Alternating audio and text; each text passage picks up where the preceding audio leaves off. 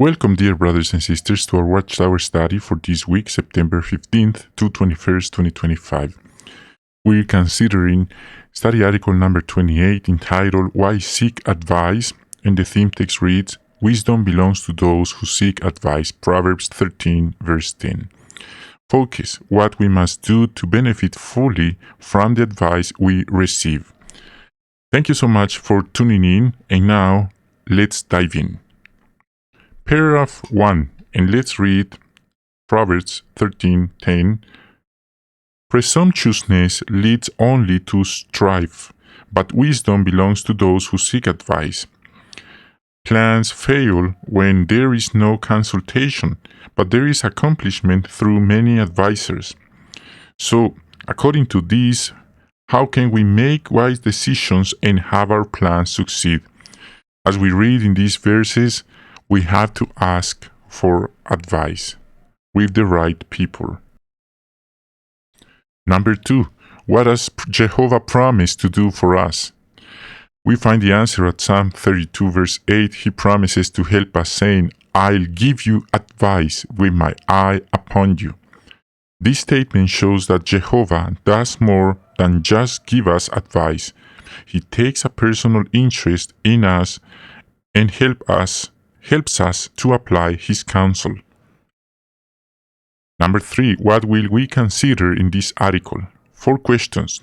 First, what qualities must I have if I want to benefit from good advice? Second, who can give me good advice? Third, how can I keep an open mind and heart? And fourth, why should I avoid asking others to make decisions for me? What qualities must I have? Number 4. If we're to benefit from good advice, what qualities must we have? We must be humble and modest to benefit from good advice. If we don't have humility and modesty, Jehovah won't be able to help us. This is a serious deal. If we're humble and modest, we'll be quick to absorb the Bible-based advice we hear and to benefit from it. Number 5. What achievements could have made King David become proud? And we're not saying he was a proud person. It's just the possibility. So he was famous for his ability as a musician. He was even asked to perform for the king. Then he was anointed as the next king. Jehovah empowered David with his Holy Spirit, and he was popular among his people for striking not just one giant, but many giants, including hundreds, thousands, many enemies. Number 6, how do we know that David welcomed advice? We read about he had his group of advisors in 1 Chronicles 27:32-34 and some of their names. After being installed as king, he kept close company with men who gave him advice. And this is an interesting exception and point. He accepted it not only from men, but also from a woman named Abigail. She was the wife of a disrespectful, ungrateful, and egotistical man called Nabal. And David humbly applied her good advice, as we see in this image. King David humbly accepted and applied Abigail's advice. Number 7, and let's read now from the Bible, Ecclesiastes 4:13. Better is a poor but wise child than an old but stupid king who no longer has enough sense to heed a warning. What lessons can we learn from David's example? And the scripture we read refers to a king But in a similar way, we might say a servant of Jehovah in modern times. So it applies to anybody in the congregation. It doesn't matter our position or responsibility or privilege. It doesn't matter if the person thinks he's an anointed one or of the other sheep. So valuable lessons we may learn from David's example. We may be talented or have a measure of authority or any other privilege in the congregation, in the branch, even in the headquarters, or more and more assignments or privileges that we have no idea, but we should never think that we know it all and don't need advice. That's what the book of Ecclesiastes 4:13 refers like a stupid king or stupid person who has no sense, who thinks he knows everything. So we should never think that we know everything and we don't need any advice. And like David, we should be willing to listen to good advice no matter who gives it. Some brothers, they have this misconception. They cannot receive any advice from someone who's not at their level or under their level of privilege. So that's not a biblical teaching. On the contrary, is against the scriptures. And there we go, an example. They're in an elders meeting, and the organization is being preventing us to avoid debates or angry episodes during these elders meetings. We should be willing to listen to good advice, no matter who gives it to us. An elder counsels a fellow elder, but this is the misconception. The younger elder is counseling the older elder. Again, some friends, they have this misconception that the younger never should give advice to the older ones. But again, the Bible and the organization is saying us that that has no basis. Who can give me good advice? Why was Jonathan qualified to give advice to David? Because Jonathan not only had a good relationship with Jehovah, but also had experience in dealing with his father Saul. 9. And let's read from the scriptures, Proverbs 13:20. The one walking with the wise will become wise, but the one who has dealings with the stupid will fare badly. So, who should be consulted when we need advice? We do well to consult someone who has a good relationship with Jehovah and experience in the matter we need help with. Let's suppose that a young brother is interested in finding a suitable marriage mate. He could talk with an unmarried friend. That's an option, a possibility. And of course, he could talk with a spiritually mature couple who know him well and who have been happily married for some time.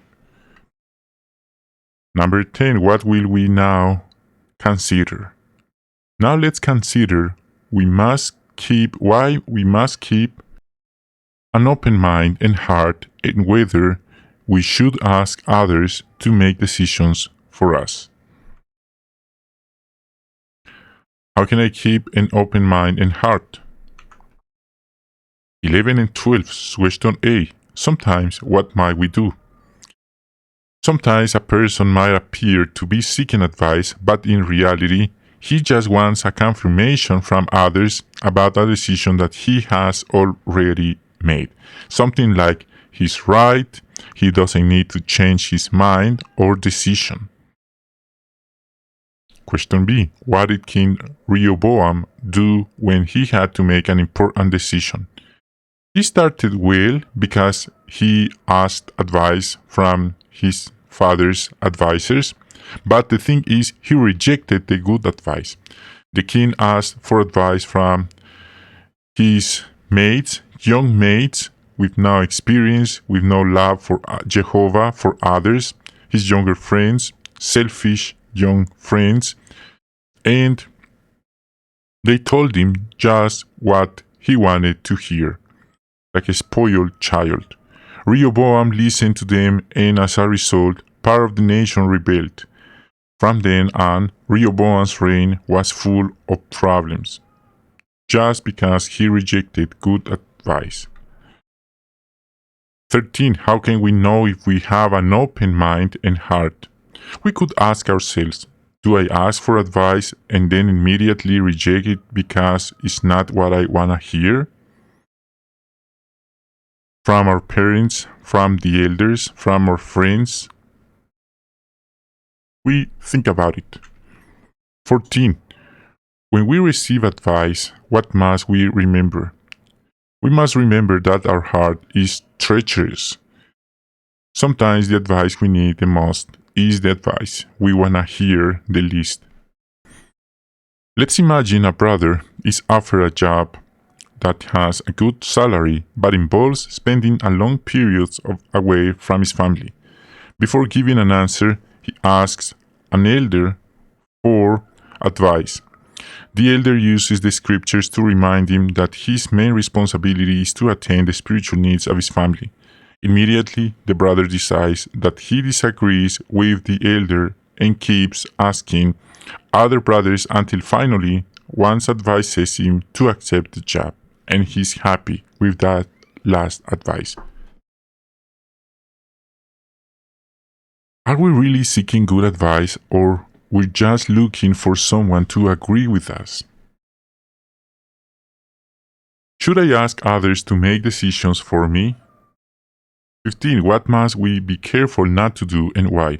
We must be careful not to ask others to make decisions for us. For example, some might do that directly by asking someone they respect or he respects, what would you do if you were in my situation? Others might do it more subtly by copying what somebody else does without thinking deeply about the matter themselves. Now, what situation developed in Corinth regarding meat sacrificed to idols, and who had responsibility to decide whether to eat such meat? They had to make a decision about meat that might have been offered to idols. Paul wrote to them, we know that an idol is nothing in the world, but that there is no God but one. Some decided that they could eat the meat they bought at the market even if it might have been previously offered to idols. Okay, others decided that they would not eat that meat.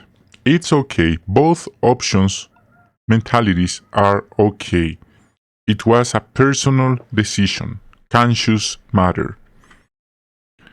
17. What could happen if we just copy what others do? Give an example. If we just copied what others do, we could weaken our conscience, like a person who's always sit and on bed and is never doing any exercise or movement is weakening his physical body, and of course his mind and his emotional health and many other things. Is in a similar way with our conscience. That's why the Bible encourages us at Hebrews 5:14 to exercise our conscience, like a person who's doing exercise. The only way to train it and strengthen it is by using it. Therefore, if we have to make a decision, we must first do our own research and see what biblical principles are applicable in our situation. If afterwards we feel we need help to better understand the matter, we'll do well to ask a mature Christian for advice, as we see in this image. We should seek advice only after we have done our own research. Keep on seeking advice. 18. What has Jehovah done for us? He provides us with His Word, the Bible, and He gives us wise friends, wise brothers, wise people who can help us to reason on Bible principles. He has fulfilled His responsibility as our Father. Now it's our turn to fulfill our responsibility as His children. How can we continue to make Jehovah happy?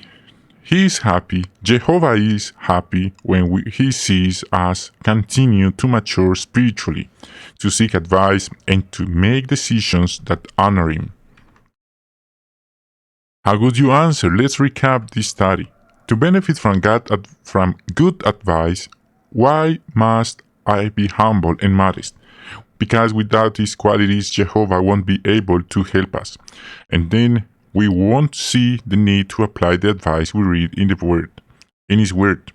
But if we're humble, we'll have our ears open to any advice that comes from the Bible. Next one. To benefit from good advice, why must I keep an open mind and heart? We avoid a stubborn attitude. Sometimes someone might ask another person for advice to make a decision, but the fact is, the person has already made a decision and now is looking for someone to agree with him. Just a confirmation, not an advice. There is a significant difference between a confirmation and a good advice. To benefit from good advice, why must I make my own decisions? Jehovah expects each Christian to decide for himself. As we have seen, before making a decision, it is good to seek guidance from the Bible and from mature brothers. However, we must not do it. What we must not do is ask them to decide for us. Dear friends, thank you so much for joining us in this consideration. This is our Watchtower study, and we want to say hello to some dear friends like Eric Stewart, Janet Perez, Joki Muthoni, Lindel Wynn, Helen, Adri Bell, Lisa Jacinta, Jennifer Hobbs, Franz Bonzo, Benga Falokun, Glausu, Onanja, Junior Oragon, Someone, Agnes Itua, Random Person, Gil Rodriguez, Gerson de Talo. Thank you so much. You're awesome. So, dear brothers and sisters, once again, thank you so much for tuning in. We hope you have a wonderful day, enjoy your weekend meeting, and hope to see you in our next broadcast.